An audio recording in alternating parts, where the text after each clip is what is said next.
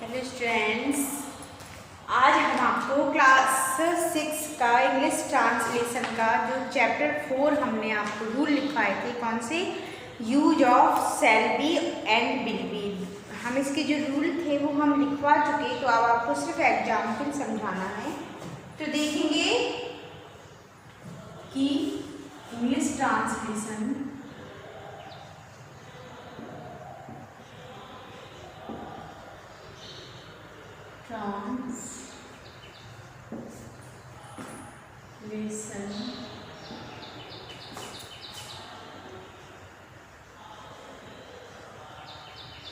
chapter 4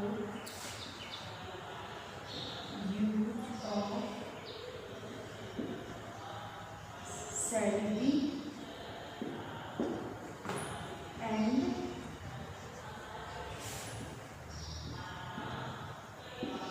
will be। तो use of shall be and will be, ठीक है। तो अब हम देखेंगे एग्जाम्पल पर। हमारी जो शैल बी और विल बी का यूज है वो एफर्मेटिव, नेगेटिव और क्वेश्चंस में, ठीक है। तो एग्जाम्पल देखेंगे एफर्मेटिव का।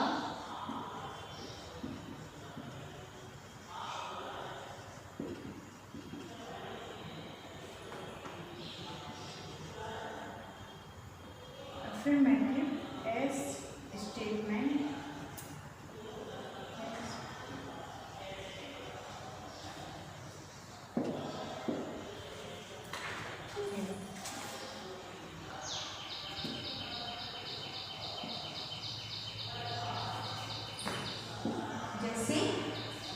मैं एक डॉक्टर बनूंगा,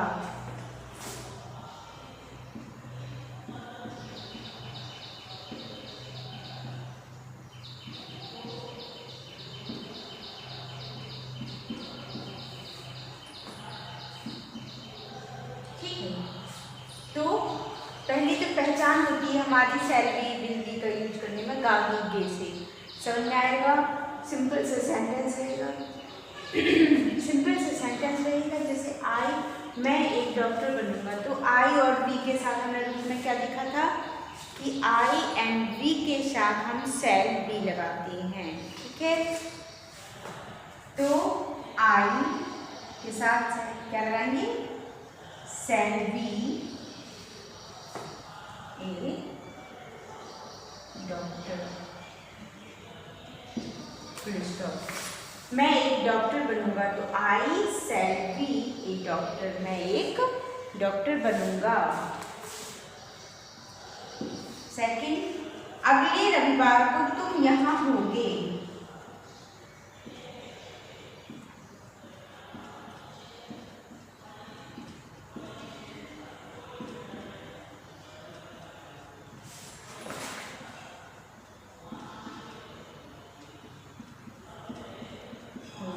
ठीक है।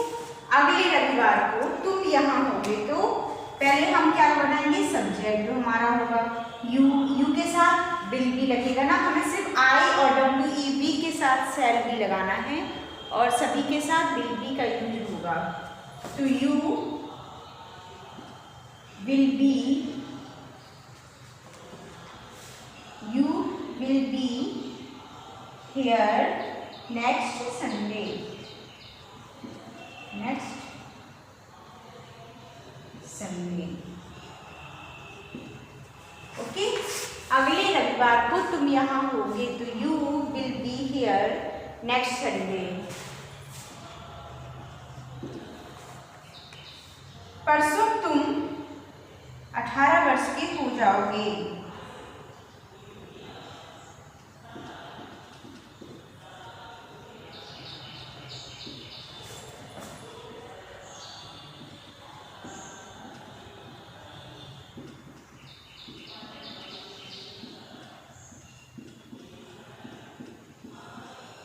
Okay.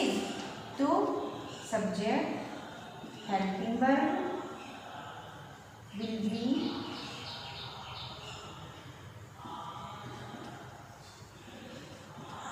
will be 18 the day after tomorrow, the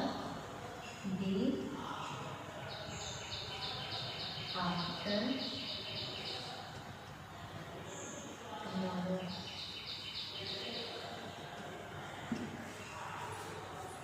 okay, परसों तुम 18 वर्ष के हो जाओगे, तो you will be 18 the day after tomorrow. Okay, अब ये हमने समझा, क्या समझा? विल और विल बी और शैल बी का अफर्मेटिव में यूज, यानी सिंपल सेंटेंसों में हम कैसे विल बी और शैल बी का यूज करेंगे। ठीक है, अब हम आते हैं नेगेटिव वाले सेंटेंसों में।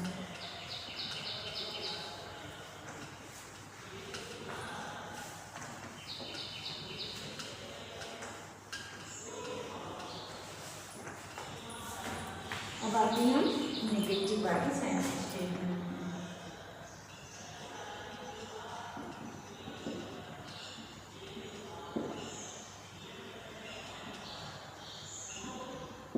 नेगेटिव स्टेटमेंट्स, एग्जाम्पल,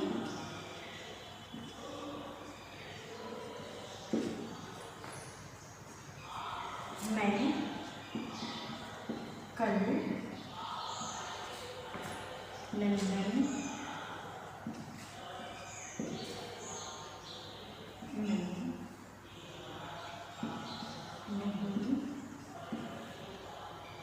होऊंगा।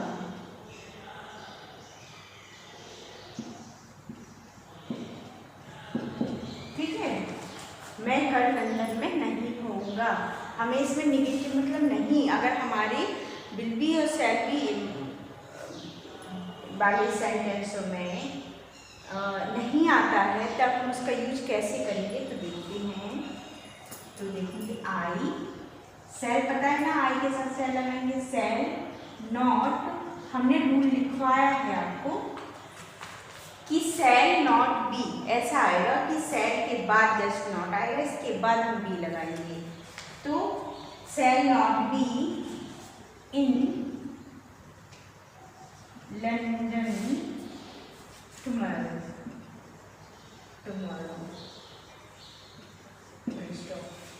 ओके। मैं कल लंदन में नहीं होऊंगा, तो I shall not be in London tomorrow. अब सेकंड पे आते हैं, मैं क्रिकेट का खिलाड़ी नहीं बनूंगा। हम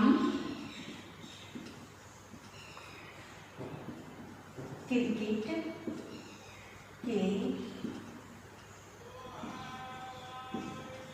खिलाड़ी नहीं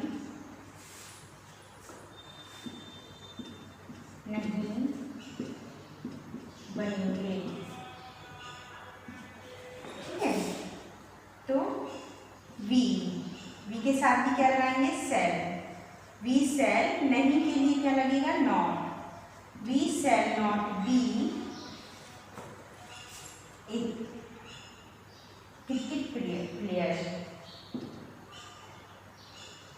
we shall not be a cricket player.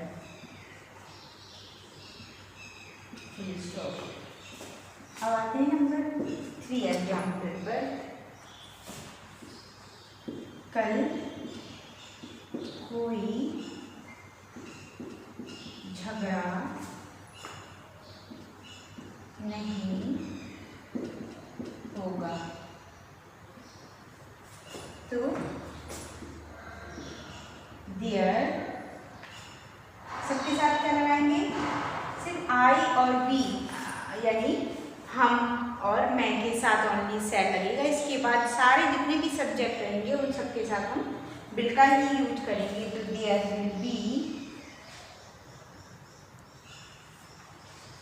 Will be no fight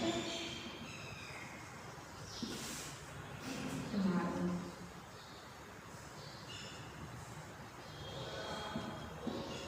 okay, तो ये हमारा नेगेटिव स्टेटमेंट्स में शैल बी और विल बी का यूज। ओके, अब आते हैं हम क्वेश्चंस वाले में। क्वेश्चंस वाले सेंटेंसों को देखते हैं।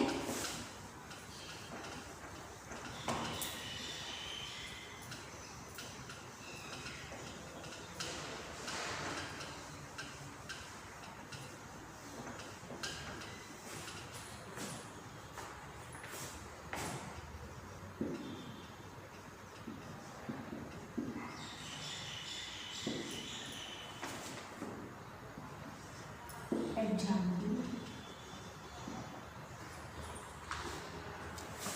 क्या कल हम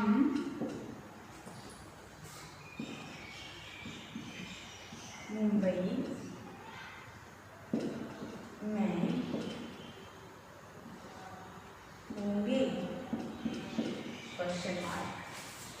तो क्या होंगे? तो हमें पता है ना कि अगर हम क्या आगे आए तो हमें सेंटेंस को देख के उसकी हेल्पिंग वर्ब पहले रखनी पड़ती है।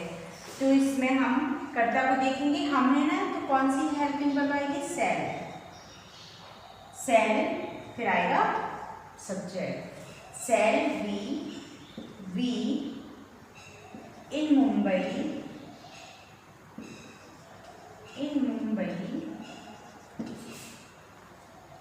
टुमारो।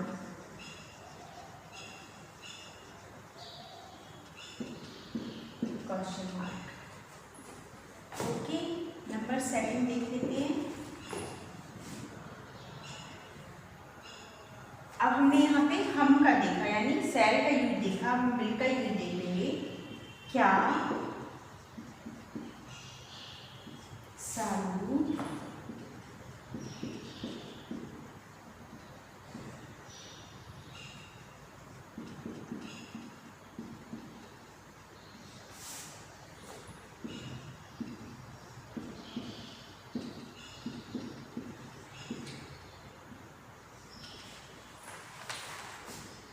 लेखिका नहीं बनेगी? ठीक है, अब क्या देखेंगे कि सालू है ना, तो कौन सी हेल्पिंग वर्ब आएगी क्या के लिए? Will Salu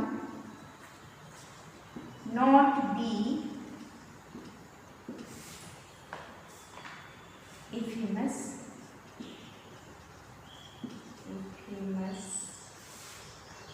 writer? Question mark. Okay, तो क्या सालू प्रसिद्ध लेखिका बनेगी? तो will Salu not be a famous writer?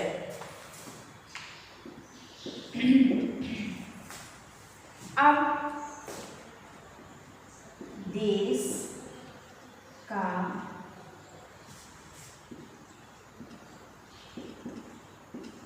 प्रधानमंत्री कौन बनेगा?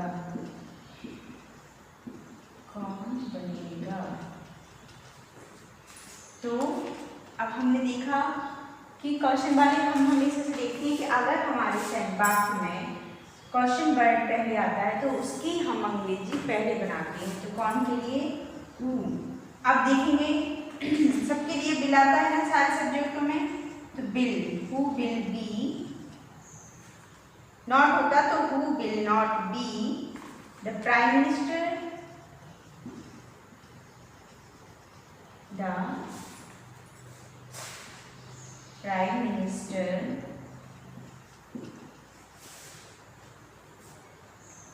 of the country।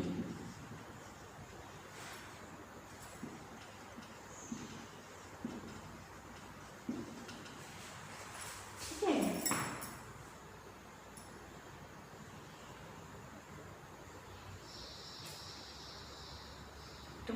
एक और देख लेती हैं।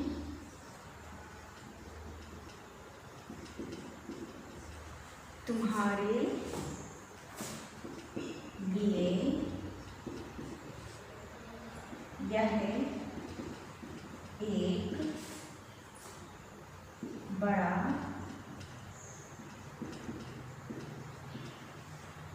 आश्चर्य क्यों नहीं होगा? Okay,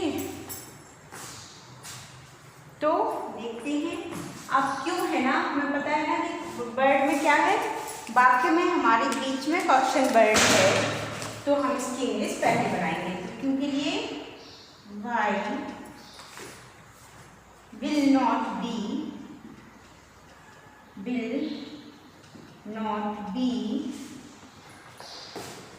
a great surprise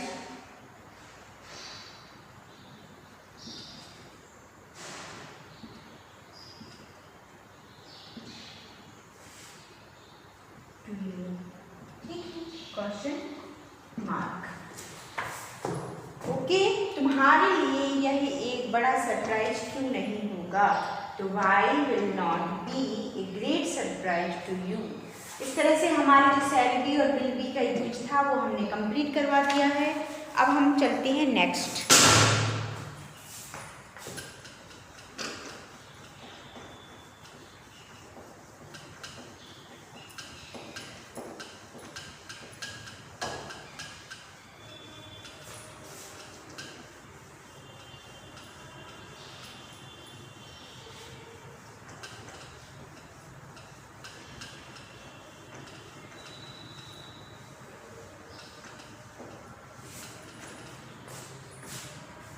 okay, अब हम चलते हैं नेक्स्ट चैप्टर पर। अब हम चलते हैं नेक्स्ट चैप्टर हमारा 5।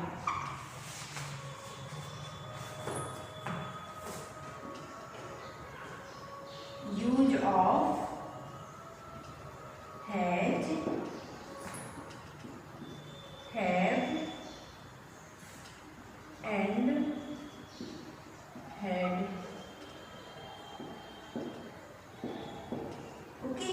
हमें इस चैप्टर में क्या देखना है? Use of have, has and had का यूज, पहचान।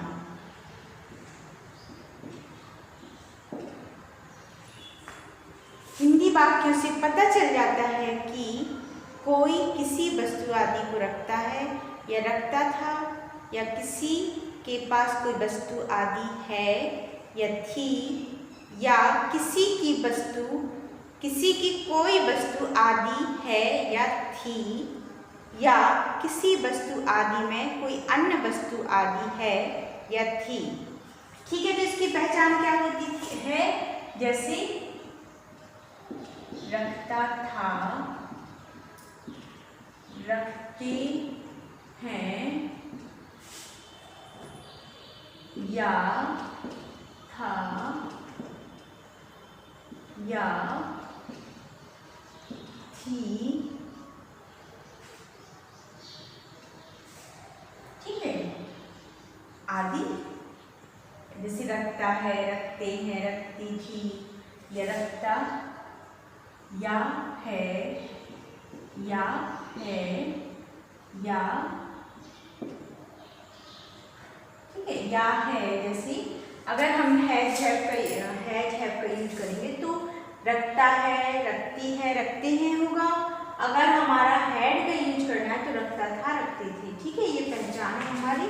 अब आते हैं हम नियम, रूल पर।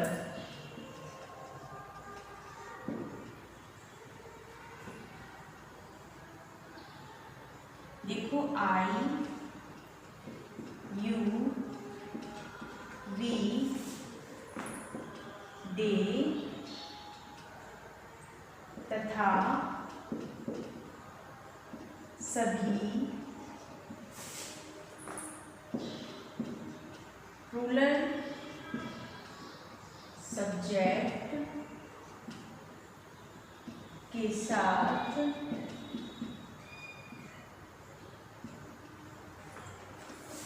हैव का प्रयोग किया जाता है, और ही, सी तथा अन्य सभी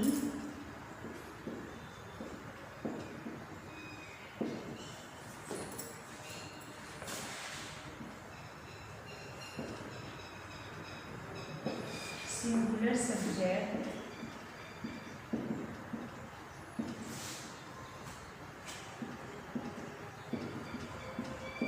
के साथ हैज का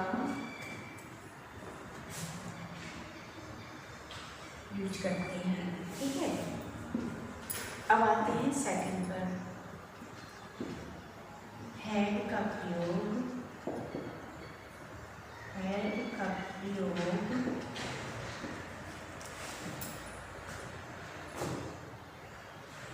सभी सब्जेक्ट के साथ किया जाता है। सभी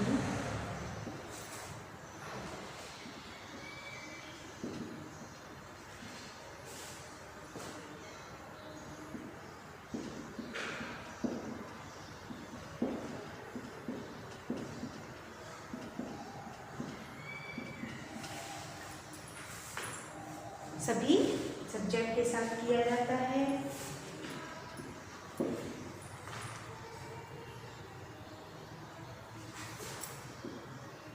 हैव, हैज का यूज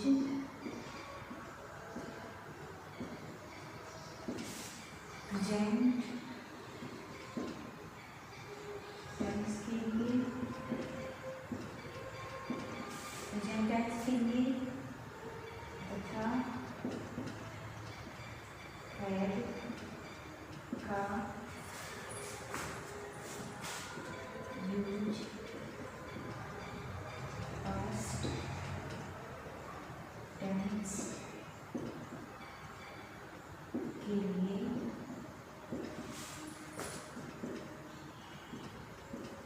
किया जाता है।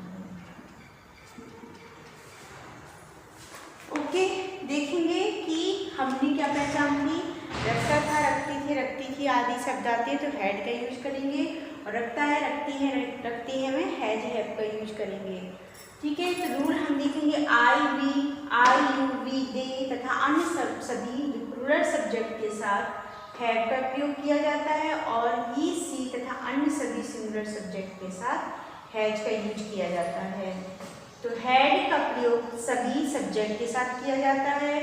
हैव, हैज का यूज प्रेजेंट टेंस के लिए तथा हैड का यूज पास्ट टेंस के लिए किया जाता है। क्लियर हो गया? अब हम एग्जाम्पल समझ लेते हैं। ठीक है,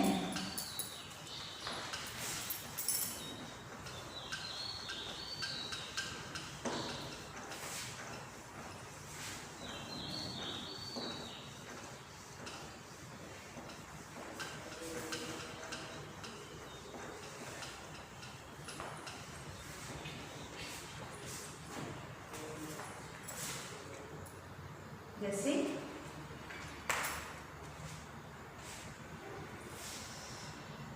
एफर्मेटिव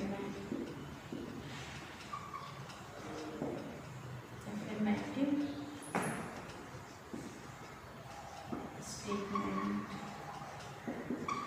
में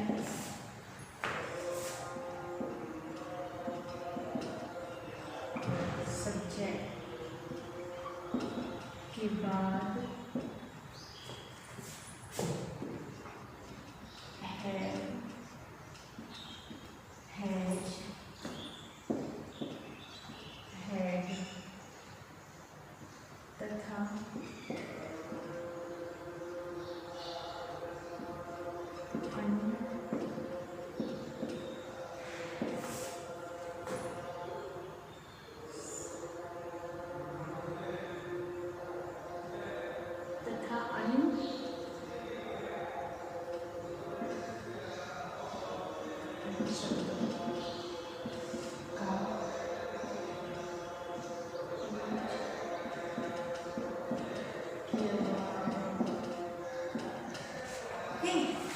एग्जाम्पल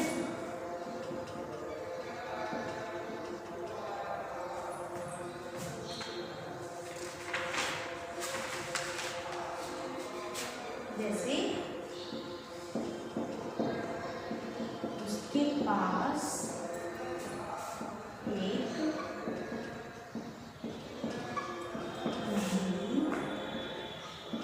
कार है।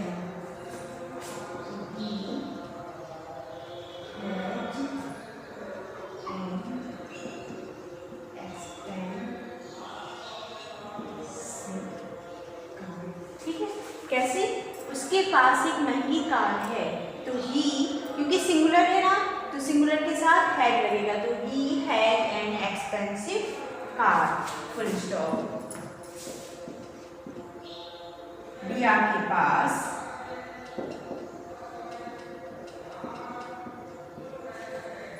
कुछ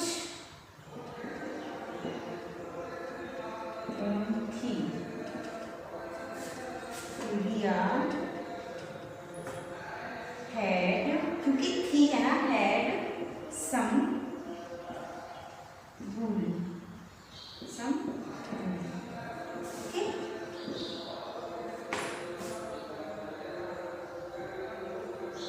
मैं एक, ऐसा है, मेरे पास एक किताब है, मेरे पास एक किताब है। I have a book. Okay, ये हो गया आपका अफर्मेटिव सेंटेंस। ठीक है, अब हम आते हैं नेगेटिव स्टेटमेंट पर।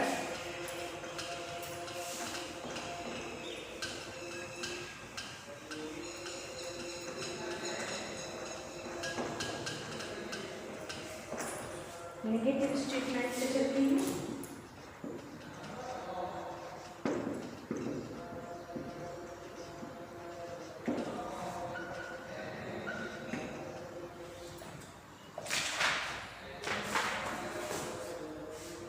मैं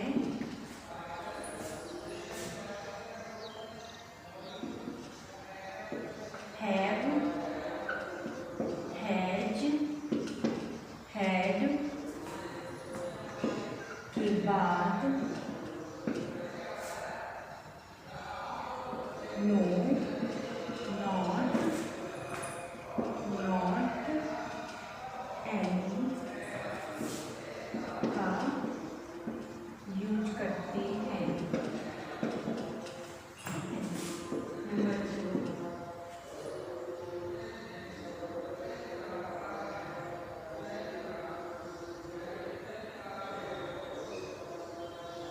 नॉट के बाद रखी या पास होने वाली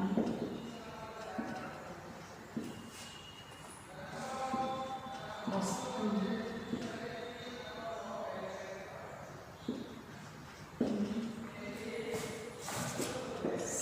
संख्या या मात्रा का उल्लेख किया जाता है।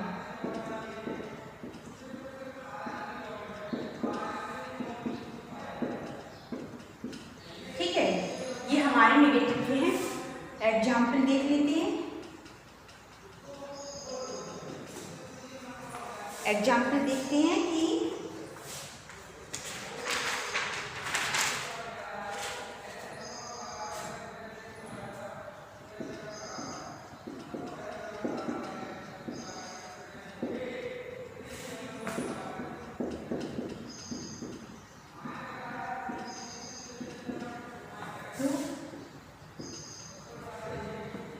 उनके पास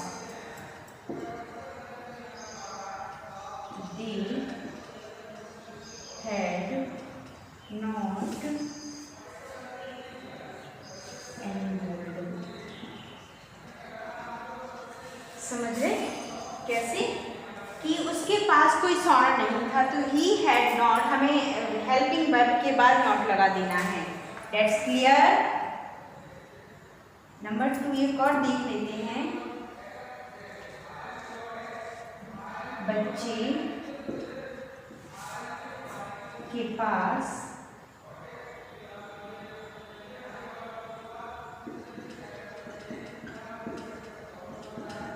बोतल नहीं थी। The child has no water. Okay, clear. Negative वाले वाक्यों में हमारा हेल्पिंग वर्ब के बाद हम नॉट लगाएंगे, नो लगाएंगे। अब आते हैं क्वेश्चन में। इसी तरह से हमारे रूल वैसे ही है कि क्वेश्चन वाले वाक्यों में भी क्या होता है, क्वेश्चन में वही है रूल हमारा कि अगर हेल्पिंग वर्ब पहले आती है, जैसे क्या पहले आता है, क्या तनु के पास स्कूटर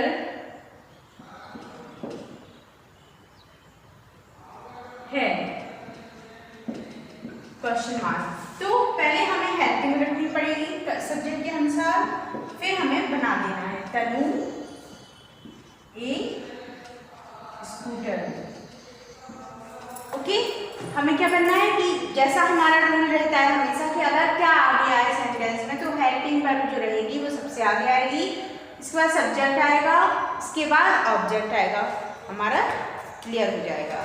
ठीक है, तो ये हमारा इस तरह से 5th चैप्टर भी कंप्लीट हो गया है क्लास 6 का। तो नेक्स्ट वीडियो में नेक्स्ट देखते हैं। Thank you.